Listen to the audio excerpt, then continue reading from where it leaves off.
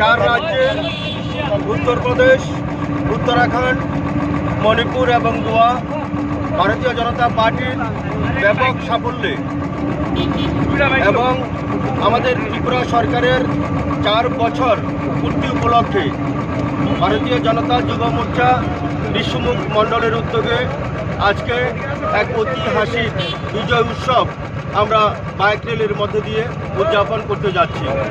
ভারতীয় জনতা পার্টি প্রদেশ যুব মোর্চার প্রদেশ সভাপতি যুব আইকন আমাদের সকলের প্রিয় প্রবাদল বণিক মহোদয় বাইক চালিয়ে আমাদের র্যালির শুভ উদ্বোধন করবেন।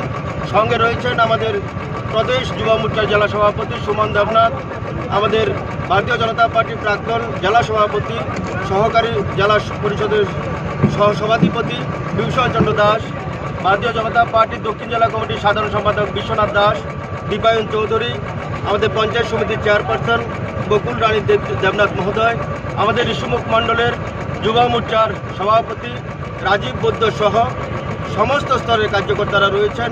একটা হিস্টোরিক্যাল বাইক র্যালি আমরা স্টার্ট করতে যাচ্ছি। আমি আমাদের প্রদেশ যুব মোর্চার সভাপতি নবাদল বণিক মহোদয়কে আজকের এই সূচনার আগে আপনাদেরকে সম্বোধন করার জন্য অনুরোধ করছি।